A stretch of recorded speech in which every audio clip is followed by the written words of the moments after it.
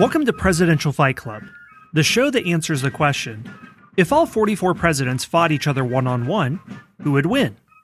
Hosted by two history professors who have too much time on their hands, Scott Rank and James Early.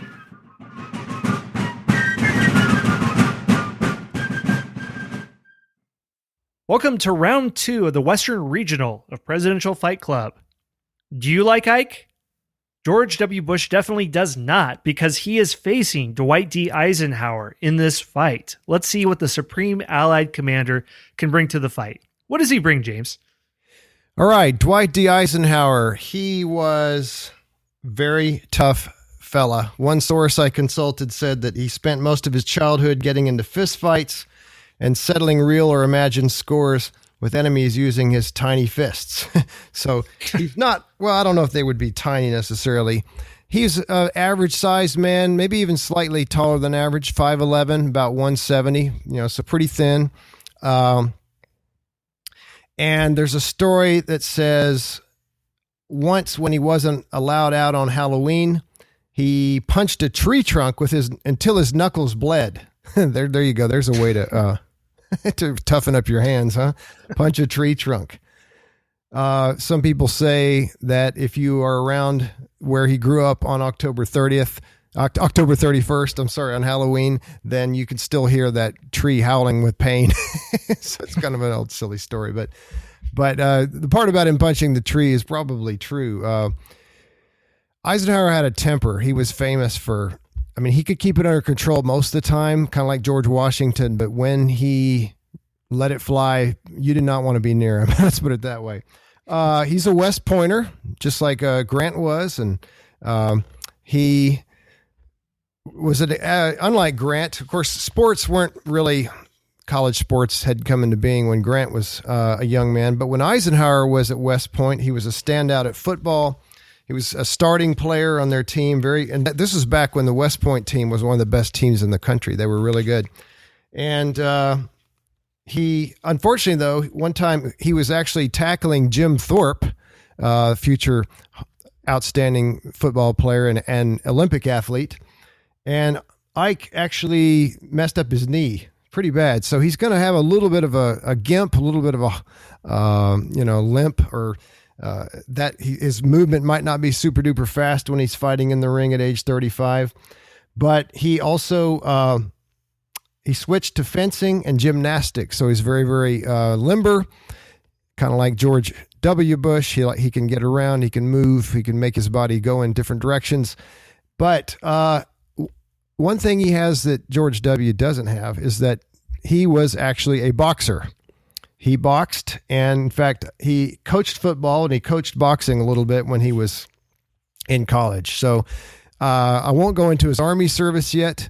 We'll save that just in case he wins this fight. But Eisenhower, he loved to use his fists, and he knew how to use them well. So it's not looking good for anybody he comes up against, but we'll see. All right, well, George W. Bush, fresh off of vanquishing Richard Nixon, he's wiped all the flop sweat off of his hands after doing that. No, that was tough, I tell you. Let me tell you. Yeah, really a tight one. I can't believe it. Mm-hmm. Well, okay, G.W. Bush, James mentioned his military experience. He was in the Texas Air National Guard. There are criticisms that he might have been given that due to his connections in order to avoid service during the Vietnam War, but would have had some sort of basic combat training there. But an important point is that, like Gerald Ford, he maybe doesn't get enough credit for how truly athletic he is. Bush would run several miles a day, 5 days a week when he was president, and also when he was a younger man. When president, his pace was about 7.5 miles per hour, and some of his secret service detail even needed to ride bikes in order to keep up with him. Whoa, hold on. Did you just say 7.5 minute I'm mile? sorry. That doesn't make sense. Okay. It's good you corrected me. On that. I was going to say, I couldn't even run. I don't think I could do 11. Yeah, that's almost, so it's a 7.5 minutes per mile. We don't want to get that's really quick. Yeah, I don't want to mess that up because all the runners will get on me, and all the half marathoners and all those lovely people. But the point is that he could keep up a really good pace. and wasn't really into the martial arts, but he has excellent cardiovascular fitness. So if the fight gets on the ground and you have to grapple a long time, then due to sheer endurance, that will give him help. Now, in terms of other factors, because this fight is taking place in the early to mid 30s, it should be noted that if this were during the time they were presidents, Bush would be stone cold sober. He was one of the teetotaler presidents, and incidentally enough, Trump was another one. But when he was a young man, he had a kind of a playboy lifestyle. He dated a lot, he partied hard, and it was said that when he got out to go drinking, he loved to have the 4 Bs. Beer, bourbon, and B&B liquor. 4 Bs, that's good. Is that popular down in Texas? I don't know necessarily. I'm not a big expert on hard liquor. I will say Laura definitely straightened him out, didn't she? Right. That came around, I think it was his 40th birthday. He had a long bender and Laura told him to shape up. So that was also during a period of his religious awakening that definitely carried on into his presidency. If it's during his early to mid 30s, he might be using cocaine also at this time. So if James and I have considered alcohol consumption, it can be positive or negative based on the circumstances. You can take a few more blows, but your coordination is a bit off. So it depends on your opponent. If you have cocaine, that's going to amplify his already incredible endurance. And Bush doesn't have a history of cardiovascular disease, so it won't give him a heart attack.